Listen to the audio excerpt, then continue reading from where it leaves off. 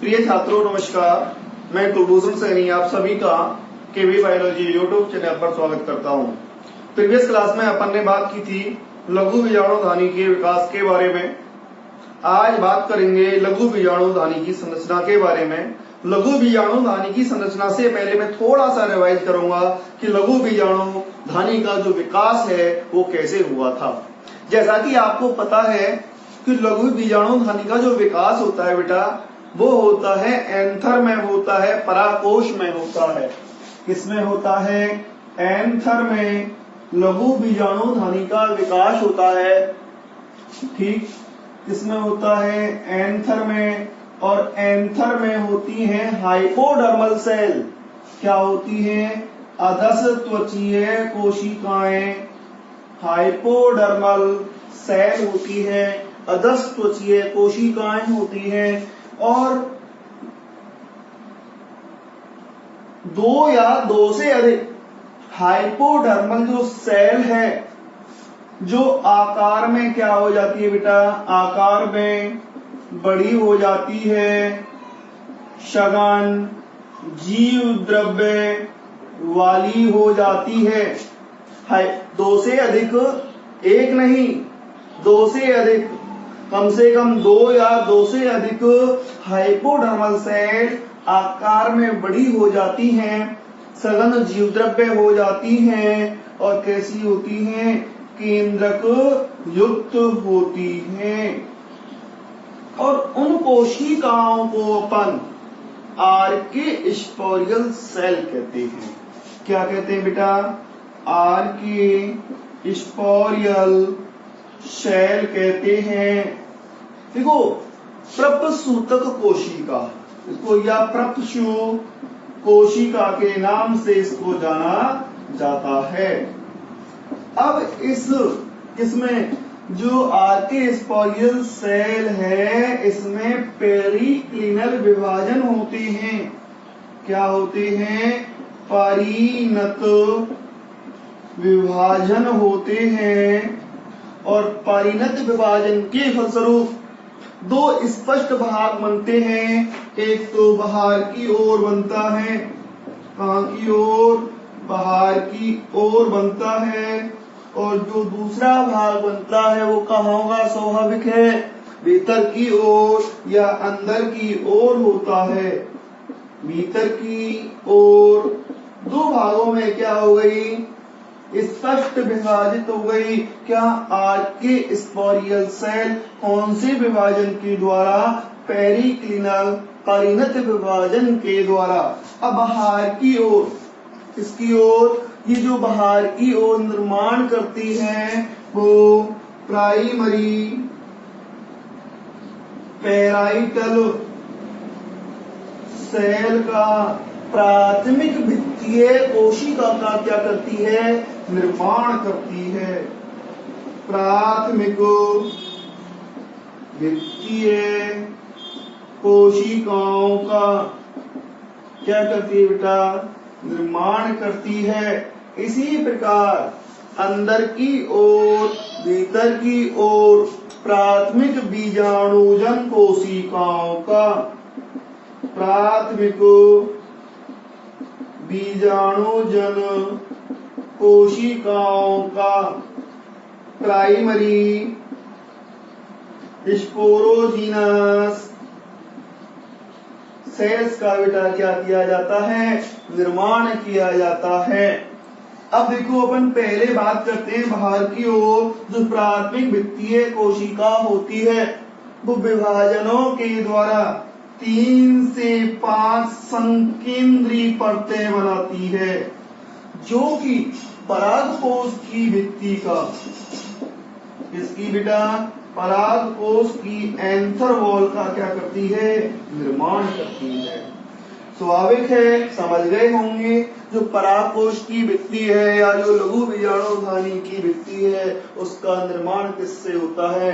Primary parietal cell से होता है। किससे होता है? प्राइमरी पैराइटल सेल से होता है। बात करें अपन भीतर की ओर, जो प्राथमिक बीजाणुजन कोशिका है या जो बीजाणुजन कोशिका है, वो करती है माइक्रोस्पोर मदर सेल का कार्य करती है। सीधे ही लघु बीजाणु मात्र कोशिका या इनको अपन लघु बीजाणु पराग मात्र कोशिका माइक्रोस्पोर पॉलन शेल या माइक्रोस्पोर मदर सेल कहते हैं। इनका क्या करती है बेटा, निर्माण करती हैं। अब इनमें होता है मियोसिस, क्या होता है, अर्धसूत्री विभाजन होता है, जिससे लघु बीजाणु चतुष्क बनते हैं। क्या बनते हैं, लघु बीजाणु चतुष्क का क्या होता है बेटा, निर्माण होता है। क्लियर, ये मैंने आपको प्रीवियस क्लास में बता दिया था। अब बात करते हैं अपन किसकी, लघु बीजाणु धानी की संरचना के बारे में। किसके बारे में, लघु बीजाणु धानी की संरचना। अब सुनिए आप, जो लघु बीजाणु धानी की संरचना की बात कर रहे हैं अपन, लघु बीजाणु धानी की संरचना, structure of microsporangia, structure of microsporangia. ठीक बेटा, देखो जैसे विकास हुआ था उसी आधार पर उसकी संरचना होगी। तो मैंने आपको बताया कि जो आर्किस्पोरियल सेल है वो परिणत विभाजन के फलस्वरूप बाहर की ओर प्राथमिक वित्तीय कोशिका बनाती है, जिससे क्या बनाती है, प्राथमिक वित्तीय कोशिका बनाती है, जिससे पराग कोश वित्तियों का, किसका बेटा, पराग कोश वित्ती का एंथर वॉल का क्या होता है, निर्माण होता है। जो एंथर वॉल है वो 3 से 5 परतीय होती है या 3 से 5 स्तरीय होती है, संकेंद्री होती है, अर्थात ये चारों तरफ पाई जाती है। अब जब अपन ने बात की थी विकास के बारे में, और विकास में मैंने आपको बताया था कि अंदर की ओर क्या होती हैं, प्राथमिक बीजाणुजन कोशिकाएं होती हैं, या क्या होती हैं, बीजाणुजन कोशिकाएं पाई जाती हैं। बीजाणुजन स्पोरोजीनस सेल्स होती हैं, बीजाणुजन कोशिकाएं होती हैं। देखो बेटा, जो लघु बीजाणुधानी है उसका आकार होता है, इस लघु बीजाणुधानी का जो आकार है वो लगभग कैसा होता है, बेलनाकार होता है। कैसा होता है, बेलनाकार। लेकिन जब उसकी आंतरिक संरचना का अध्ययन करना है तो अपन को क्या करना पड़ेगा, काटना पड़ेगा। जैसे मान लिया ये पेन है, ये मार्कर है, ब्लू कलर का है, आपको दिख रहा है, इसका कैप ब्लू है, नीचे से इसका वेश है वो व्हाइट है, लेकिन अंदर इसमें क्या है, इसको खोलना पड़ेगा।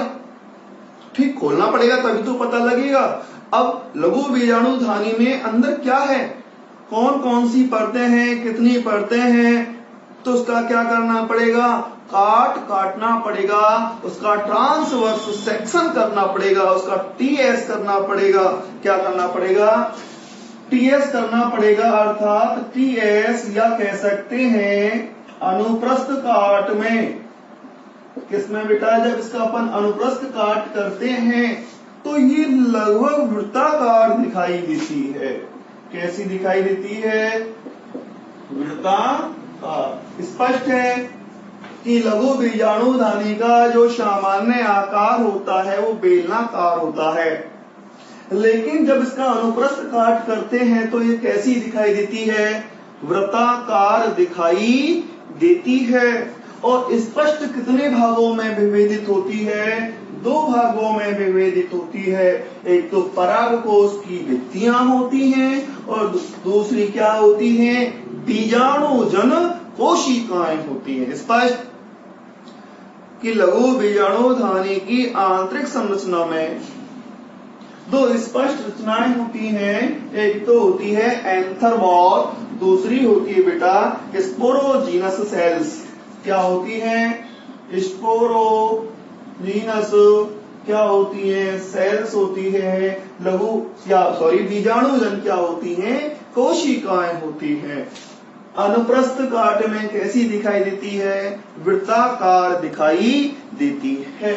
अब अपन बात करेंगे किसके बारे में? सबसे पहले बात करेंगे अपन, मैं आपको 2 प्रकार से बताऊंगा बेटा। एक तो चित्र के द्वारा बताऊंगा, ठीक, और एक मैं आपको आरेख के द्वारा बताऊंगा। किसके द्वारा? आरेख के द्वारा। पहले मैं आपको आरेख के द्वारा बताऊंगा, बाद में मैं आपको उसे चित्र के द्वारा समझाऊंगा कि लघु बीजाणुधानी की संरचना इस प्रकार होती है। ये तो आपके दिमाग में बिल्कुल क्लियर हो चुका होगा कि लघु बीजाणुधानी की संरचना 2 स्पष्ट भागों में विभेदित होती है। एक तो होती है एंथर वॉल, दूसरी होती है बेटा स्पोरोजीनस सेल्स होती हैं, बीजाणुजन कोशिकाएं होती हैं। ठीक, अब अपन बात करते हैं किसके बारे में? एंथर वॉल के बारे में, परागकोश की भित्तियों के बारे में। देखो ये भित्तियां हैं और इस परागकोश की भित्ति का जो निर्माण होता है, विकास में पढ़ा था बेटा अपन ने, किससे होता है? प्राथमिक भित्तीय कोशिका से होता है। किससे होता है? प्राथमिक प्राइमरी पैराइटल सेल, प्राथमिक भित्तीय कोशिका से किसका निर्माण होता है? परागकोश भित्ति का क्या होता है? निर्माण होता है। और परिपक्व अवस्था में ये जो परागकोश भित्ति है बेटा, कौन सी अवस्था में? परिपक्व अवस्था में। और जब इसका परिपक्व अवस्था में, मैंने आपको बताया कि जब उसकी आंतरिक संरचना का, हिस्टोलॉजी का अध्ययन करना है तो आपको क्या करना पड़ेगा? काटना पड़ेगा, उसका सेक्शन करना पड़ेगा। चाहे तो एलएस कीजिए, चाहे टीएस कीजिए, चाहे अनुप्रस्थ कीजिए, चाहे अनुदैर्घ्य कीजिए, जिस रूप में वो बेटर दिखाई देती है। और ये लघु बीजाणुधानी बेटर किस में दिखाई देती है? अनुप्रस्थ काट में दिखाई देती है। इसलिए इसका क्या करते हैं बेटा? अनुप्रस्थ काट करते हैं, ट्रांसवर्स सेक्शन टीएस करते हैं। क्या करते हैं? टीएस करते हैं। और जब इसका टीएस करते हैं तो इसमें परागकोश की जो भित्ति होती है बेटा, वो 4 स्तरों में स्पष्ट रूप से विभेदित होती है। कितने स्तरों में? 4 स्तरों में। परिधि से केंद्र की ओर स्पष्ट रूप से विभेदित होती है। जो सबसे बाहर होती है, मैंने क्या कहा? परिधि से इसकी ओर, परिधि से केंद्र की ओर। अगर अपन से पूछा जाए कि परागकोश की भित्तियों के क्रम को परिधि से केंद्र की ओर या केंद्र से परिधि की ओर लिखिए, पूछा जा सकता है। कंफ्यूज करने के लिए अच्छा क्वेश्चन भी बनता है। पूछा जाता है परागकोश की भित्तियों के नाम बताइए 1 नंबर में। ठीक, अब मैं आपको बता रहा हूं 1 by 1। बेटा जो सबसे बाहर होती है वो होती है बाह्य त्वचा होती है।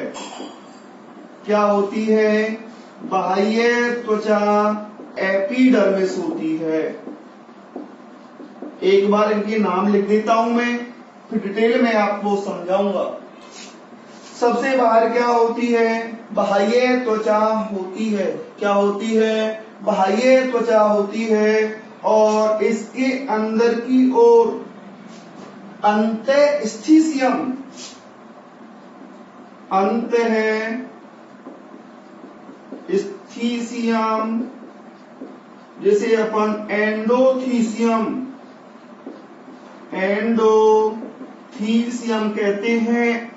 सबसे बाहर की ओर एपिडर्मिस, उसके अंदर की ओर एंडोथीसियम, और उसके अंदर की ओर अर्थात जो तीसरी होगी, क्या होगी बेटा, जो तीसरी होती है वो होती है मध्य परत होती है, मिडिल लेयर होती है। क्या होती है, मध्य परत, मिडिल लेयर। ठीक, पहली एपिडर्मिस, दूसरी एंडोथीसियम, तीसरी क्या है, मध्य परत है, और चौथी होती है बेटा पोषूतक। पोषूतक जिसे अपन क्या कहते हैं, टेपिटम।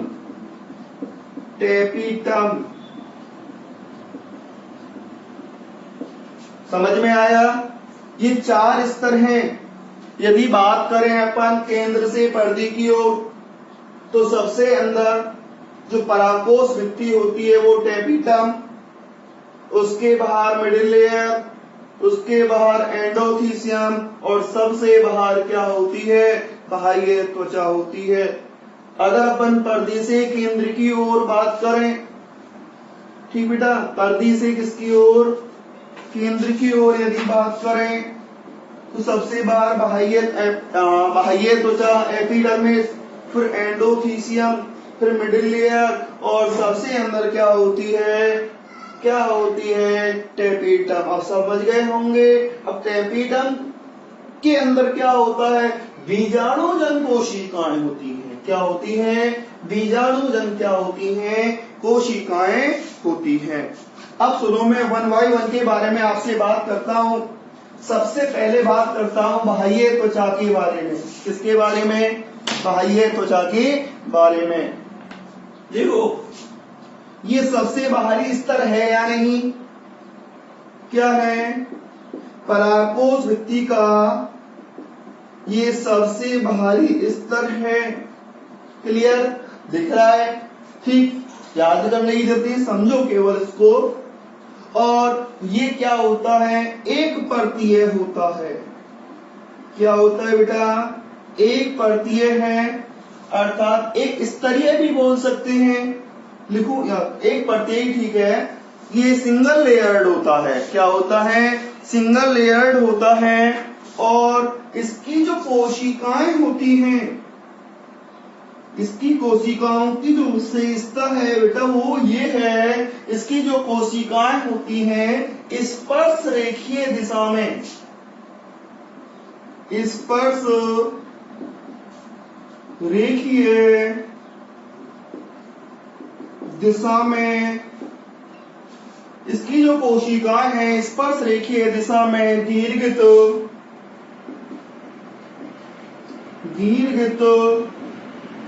वे चपटी होती हैं। इंपॉर्टेंट बात यह है, ये सबसे एपिडर्मिस सबसे बाहर है, एक परतीय है, सिंगल लेयर है।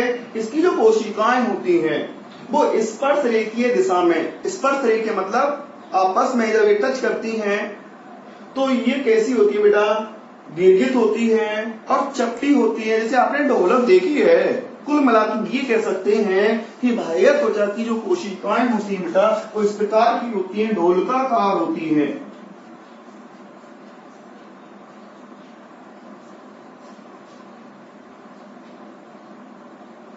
इस प्रकार की होती हैं। ठीक, अब समझ में आया। ये तो अपन ने बात की थी बाह्य त्वचा के बारे में। अब इम्पोर्टेंट ये है, ये ज्यादा इम्पोर्टेंट, एंडोथीसियम। देखो एंडोथीसियम कहाँ स्थित है, समझ बताइए आप। जो एंडोथीसियम है वो कहाँ उपस्थित है बताइए, वो है बाह्य त्वचा के अंदर की ओर। ठीक, जो एंडोथीसियम है, मैं रेड से लिख देता हूं इसको। जो एंडोथीसियम है वो बाह्य त्वचा के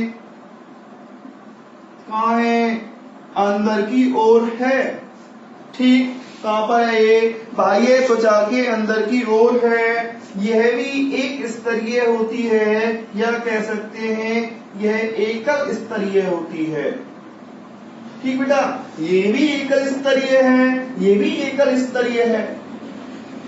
ठीक, अब सुनो, जो एंडोथीसियम है इसकी जो कोशिकाएं होती हैं, इसकी जो सेल्स होती हैं, उसकी आंतरिक स्पर्श रेखीय भित्तियों पर, सेल्स की आंतरिक स्पर्श रेखीय भित्तियों पर एल्फा सेलुलोज, क्या, एल्फा सेलुलोज, इस एल्फा सेलुलोज का जमाव होता है या स्थूलन होता है। अब ये जमाव किस आकार में होता है? अधिकांश ये जो जमाव होता है बेटा वो यू आकार में पाया जाता है। ये जो जमाव है कैसा होता है? या तो यू आकार में होता है या बेटा ये गोलाकार होता है। लेकिन मोस्टली जो अल्फा सेलुलोज का स्थूलन है वो किस आकार में पाया जाता है? यू आकार में पाया जाता है। अब देखो ये जो अल्फा सेलुलोज है इसकी एक विशेषता है। अल्फा सेलुलोज की जो प्रकृति होती है क्या होती है? इसकी जो प्रकृति होती है वो होती है आर्द्रता ग्राही, अर्थात वातावरण से नमी को ग्रहण करने का जो कार्य करता है वो एंडोथीसियम में उपस्थित अल्फा सेलुलोज करता है। अब आर्द्रता ग्राही प्रकृति है तो ये परागकोश के स्फुटन में भी, स्फुटन में क्या होती है? सहायक होती है। दोबारा से समझो, सबसे बाहर एपिडर्मिस है, उसके अंदर की ओर क्या होगी? एंडोथीसियम। एंडोथीसियम का है बाह्य त्वचा के अंदर की ओर है, सिंगल लेयर्ड है। ये कैसी है? सिंगल लेयर्ड है, एकल स्तरीय है। इसकी कोशिकाओं की आंतरिक स्पर्श रेखीय भित्तियों पर अल्फा सेलुलोज का किसका जमाव होता है? अल्फा सेलुलोज का जमाव होता है। और जमाव किस आकार में होता है? तो बेटा कोशिकाएं इस प्रकार की हैं, ये इस प्रकार की कोशिकाएं हैं। या तो इसमें यू आकार का क्या मिलता है? जमाव मिलता है, या फिर इस प्रकार का क्या पाया जाता है? जमाव पाया जाता है। अधिकांश कौन सा होगा? यू आकार का या गोल आकार का क्या होता है? अल्फा सेलुलोज का जमाव होता है। अल्फा सेलुलोज की मैंने आपको विशेषता बताई, ये आर्द्रता ग्राही प्रकृति की होती है, वातावरण से नमी करती है। जब परागकोश पूर्ण परिपक्व हो जाता है, परिपक्व होगा तो सूखेगा, लेकिन जब अब सूखने के बाद, परिपक्व होने के बाद उसका स्फुटन होना आवश्यक है, क्योंकि परागकण क्या निकालने हैं? बाहर अपने आप निकलते हैं। तो बेटा ये जो एंडोथीसियम का जो अल्फा सेलुलोज होता है वो वातावरण से नमी को ग्रहण करता है, और जब नमी को ग्रहण करेगा तो आकार बढ़ेगा, बाह्य त्वचा फट जाती है, ये भी फट जाता है, ये मिडिल लेयर, और इनका कार्य आगे बताऊंगा। और यहाँ पर जो बीजाणुजन कोशिकाओं से जो परागकण या जो लघु बीजाणु बनते हैं वो क्या हो जाते हैं? बाहर निकल जाते हैं। ठीक, अर्थात स्फुटन का मतलब होता है फटना। फटने में ये क्या होता है? परागकोश के फटने में एंडोथीसियम की महत्वपूर्ण भूमिका होती है। क्यों होती है? अल्फा सेलुलोज की आर्द्रता ग्राही प्रकृति के कारण। इसके अलावा इसमें कुछ कोशिकाएं, स्टोमियम कोशिकाएं भी पाई जाती हैं। क्या पाई जाती हैं वो मैं आपको आगे बताऊंगा। अब बात करते हैं अपन किसके बारे में? मिडिल लेयर के बारे में। अब ये जो मध्य परत है स्वाभाविक है, कहां पर है? ये एंडोथीसियम के कहा है? अंदर की ओर है या नहीं? एंडोथीसियम के कहां पर है? ये अंदर की ओर है। और ये जो जो मिडिल लेयर होती है वो 1 से 3 परतीय होती है। कम से कम 1 और मैक्सिमम कितनी परतीय हो सकती है? 3 परतीय होती है। और इसकी जो सेल्स होती हैं, इसकी क्या होती हैं, जो कोशिकाएं होती हैं वो बेटा पतली भित्ति युक्त होती हैं। क्या होती हैं? पतली भित्ति युक्त होती है, अल्पकालिक होती है। क्या होती है? अल्पकालिक होती है। और इनमें भोजन का क्या होता है? संचय होता है। अब आपका क्वेश्चन ये है कि सभी अल्पकालिक क्यों होती हैं, कहां चली जाती हैं? भाई इसमें किसका जमाव होता है? भोजन का जमाव होता है, भोजन का संचय होता है। और इस भोजन को टेपिटम किसके लिए? बीजाणुजन कोशिकाओं के लिए। देखो इस भोजन को ये टेपिटम किसके लिए दे देता है बेटा? बीजाणुजन कोशिकाओं के लिए पहुंचा देता है। बीजाणुजन कोशिकाएं लघु बीजाणु चतुष्कों का निर्माण करती हैं, करेंगी या नहीं करेंगी? तो उसके निर्माण में, क्योंकि विकास के लिए, निर्माण के लिए भोजन की आवश्यकता होती है। जब संपूर्ण भोजन का उपभोग हो जाता है तो ये समाप्त हो जाती हैं, अपहासित हो जाती हैं। दोबारा से समझो, मिडिल लेयर एंडोथीसियम के अंदर की ओर है, 1 से 3 परतीय है। इसकी जो कोशिकाएं होती हैं वो पतली भित्ति युक्त होती हैं, अल्पकालिक होती हैं, इनमें भोजन का संचय होता है। जब भोजन का पूर्ण उपभोग हो जाता है तो ये क्या हो जाती हैं? अपहासित हो जाती हैं। अब बात करते हैं अपन इंपॉर्टेंट कौन से? टेपिटम के बारे में। देखो टेपिटम कहाँ है? मध्य परत के अंदर की ओर होता है। Clear cut? यह भी कहां पर है? मिडिल लेयर के अंदर की ओर है या नहीं? ये भी बेटा 1 परतीय होता है। कैसा होता है? 1 परतीय होता है। अब सुनो, ये जो स्तर है, ये जो पोष ऊतक है, समझ में आ रहा होगा? पोषण और ऊतक, ऐसा ऊतक जो पोषण देने का कार्य करता है, ऐसा ऊतक या ऊतकों का समूह या कोशिकाओं का समूह, ये कह सकते हैं ऐसी कोशिकाओं का समूह जो परिवर्धित हो रहे बीजाणुओं को पोषण देने का कार्य करता है, उसे अपन टेपिटम पोष ऊतक कहते हैं। अब सुनो, इसकी जो कोशिकाएं होती हैं बेटा वो बहुकेंद्र की होती हैं।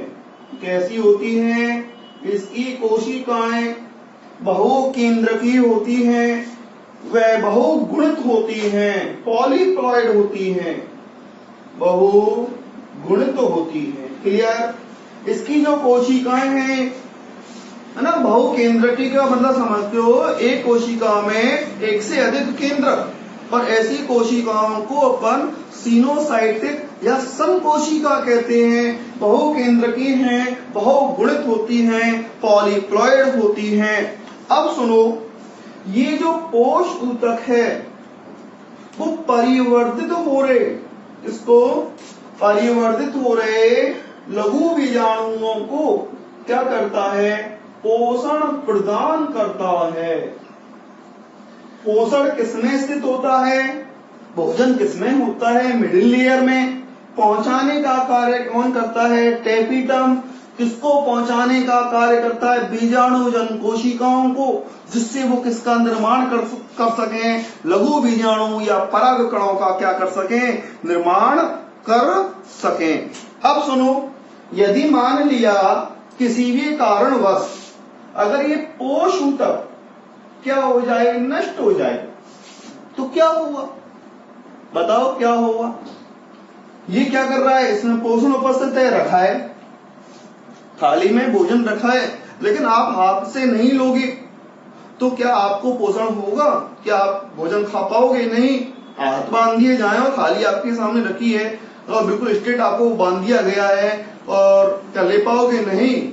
इसी प्रकार की स्थिति इसके साथ है कि इस इसमें भोजन उपस्थित है, लेकिन बेटा ये अपने आप नहीं जाता, इसको ले जाने का कार्य कौन करता है? टेपिटम करता है। अगर टेपिटम नष्ट हो जाए, किसी भी कारण से क्या हो जाए, नष्ट हो जाए, तो जो परागकण या तो बनेंगे नहीं, वृद्धि रुक जाएगी, और बनेंगे तो वो क्या बनेंगे? स्टेराइल बनेंगे, बंध्य बनेंगे, पूर्ण विकसित नहीं होंगे। ठीक, अगर टेपिटम नष्ट हो जाए तो क्या होगा? पराग कणों की वृद्धि रुक जाएगी, लघु बीजाणु जनन रुक जाएगा, लघु बीजाणुओं का निर्माण नहीं होगा, पराग कणों का निर्माण नहीं होगा। और यदि मान लिया बनते भी हैं तो पराग कण कैसे होंगे? बंधे होंगे, स्टेराइल होंगे, उनमें जनन क्षमता नहीं होगी, किसी भी काम के नहीं होंगे। ये मैंने आपको, अच्छा, ये जो टेपिटम है ये दो प्रकार की होती है। क्या होती है? ये टेपिटम दो प्रकार की होती है। एक तो होती है बेटा अमीबीय और दूसरी होती है ग्रंथिल या स्त्रावी। एक तो होती है अमीबीय और अमीबॉइडियल, और एक होती है सीक्रेट या ग्लैंडुलर, स्त्रावी या ग्रंथिल। देखो नाम से समझो इनको। अमीबा देखा है आपने? नहीं देखा। अमीबा के बारे में पढ़ा है, और अमीबा की सबसे मुख्य विशेषता है कि वो कूट पादों का निर्माण करता है। किसका? भोजन की ओर। भोजन को पाने के लिए वो कूट पादों का क्या करता है? निर्माण करता है। तो सुनो, टेपिटम की कोशिकाएं, जो सक्रिय कोशिकाएं होती हैं, जो बहुकेंद्रकीय कोशिकाएं होती हैं, वो पेरिप्लाज्मोडियल का निर्माण करती हैं।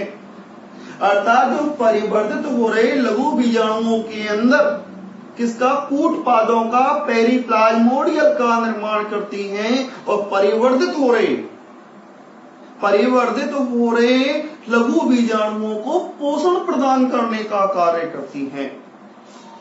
ये स्वयं चल के जाती हैं, यूं घूम घूम के, जैसे कि अमीबा कूटपाद बनाता है। और स्त्रावी हैं, ये स्थिर हैं, अपने स्थान पर हैं, और ये पोषण को क्या करती हैं? स्त्रावित करती हैं।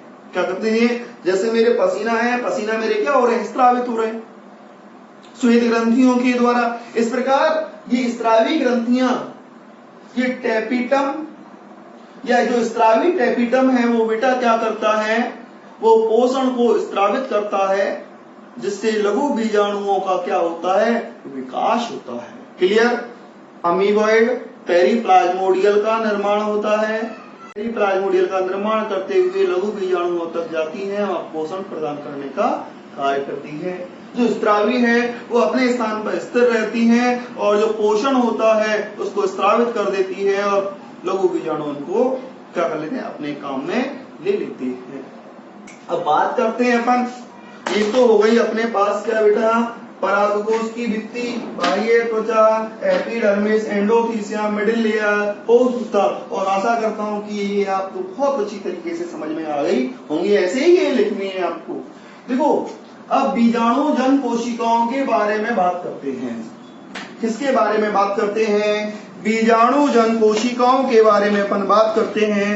और जो बीजाणु जन कोशिका है वो स्वाभाविक है कहाँ होती है?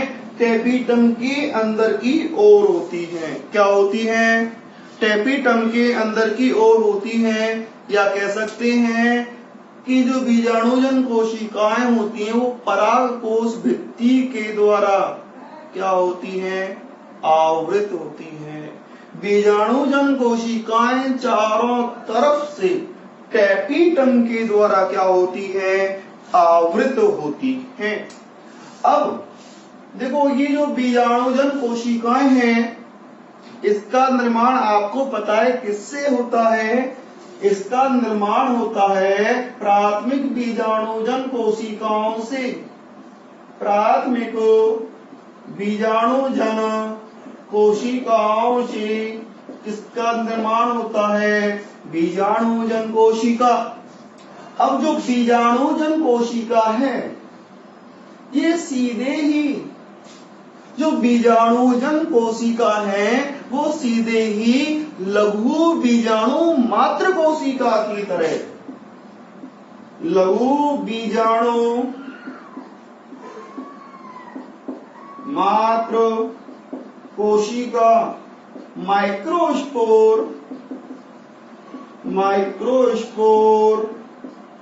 मदर सेल का क्या करती हैं बेटा, निर्माण करती हैं। क्या करती हैं, माइक्रोस्पोर मदर सेल का, या इनको अपन माइक्रोस्पोर पॉलन सेल भी कह सकते हैं। माइक्रोस्पोर मदर पॉलन सेल अर्थात लघु बीजाणु पराग मात्र कोशिका भी कहते हैं। लिख देता हूं, माइक्रोस्पोर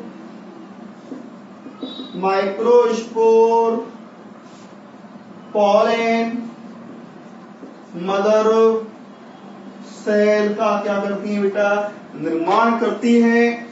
और ये जो कोशिकाएं होती हैं इनकी सूत्र गुणता क्या होती है, 2n होती है, द्विगुणित होती हैं। अब इनमें होते हैं, इनमें क्या होते हैं, इनमें होता है बेटा विभाजन, और जो विभाजन होता है वो होता है मियोसिस, अर्धसूत्री विभाजन होता है।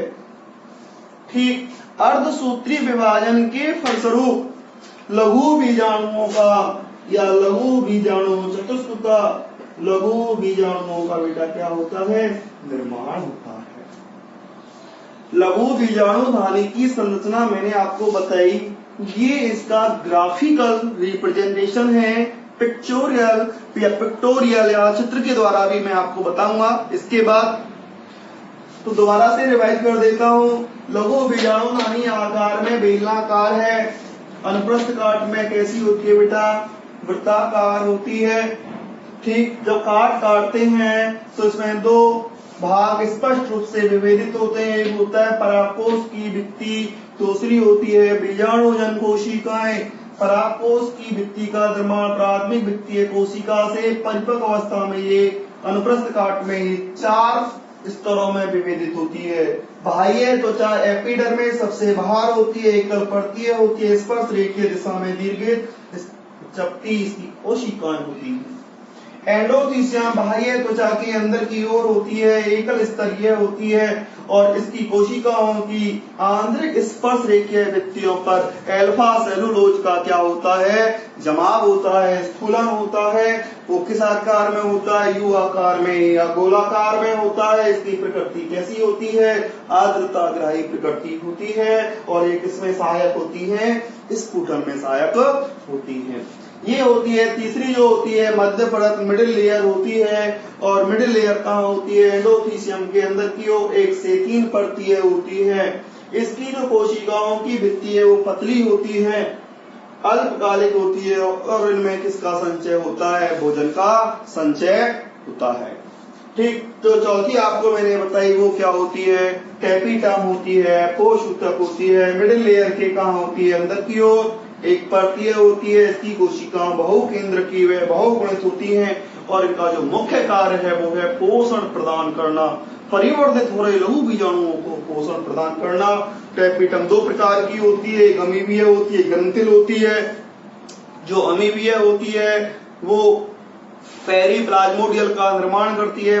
पेरीप्लाज्मोडियल लघु बीजाणु परिवर्धित हो रहे लघु बीजाणुओं के अंदर जाते हैं और उनको पोषण प्रदान करते हैं।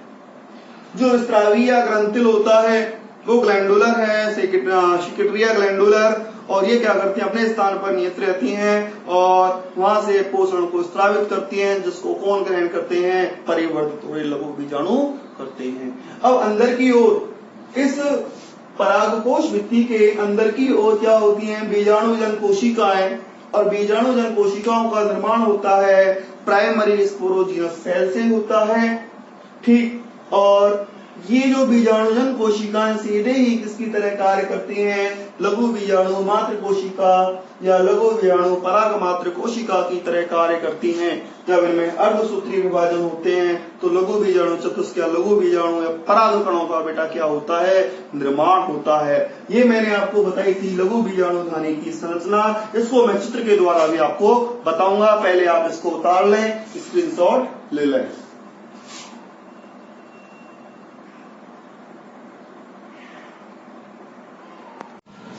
छात्रों, मैंने अभी आपको लघु बीजाणु धानी की संरचना बताई थी एक ग्राफ के द्वारा, एक ग्राफिकल प्रारूप के द्वारा।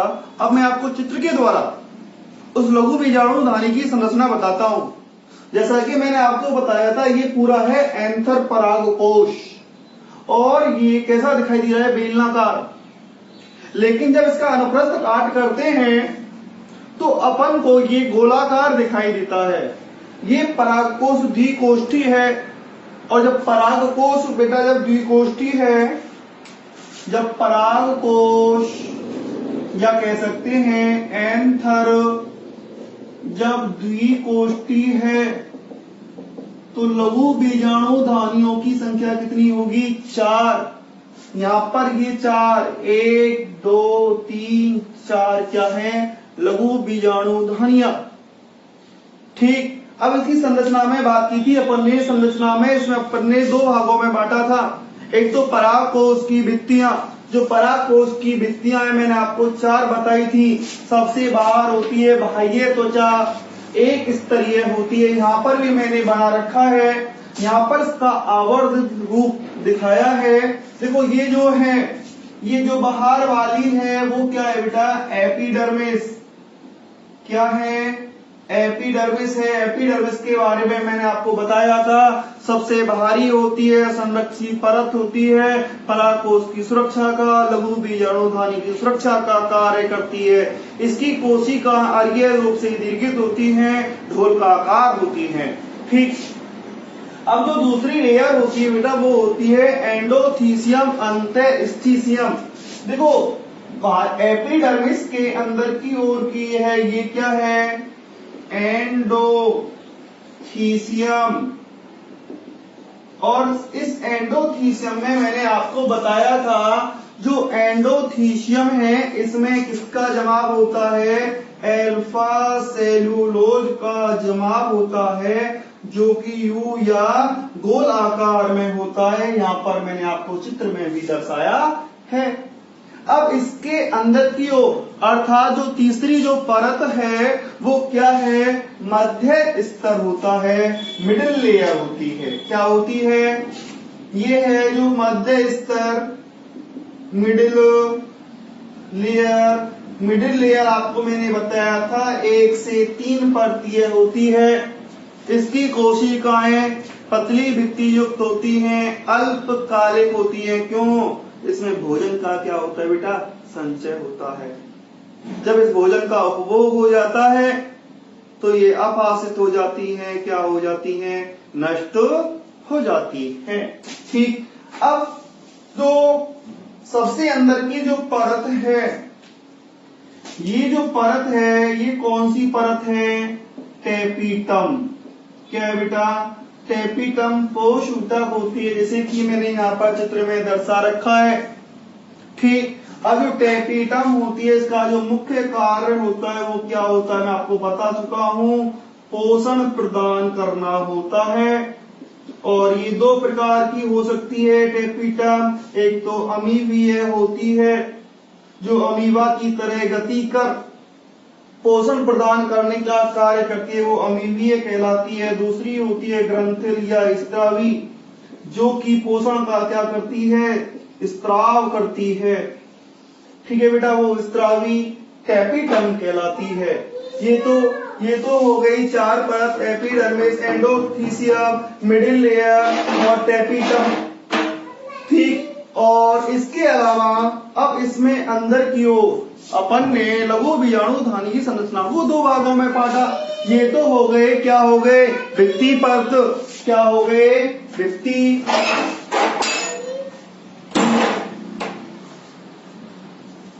ये तो हो गए 4 भित्ति परतें हो गई। और बेटा इसके अंदर की ओर ये है क्या है, बीजाणुजन कोशिकाएं। बीजाणुजन कोशिका, और बीजाणुजन कोशिकाएं किसका निर्माण करती हैं, लघु बीजाणु का क्या करती हैं, निर्माण करती है।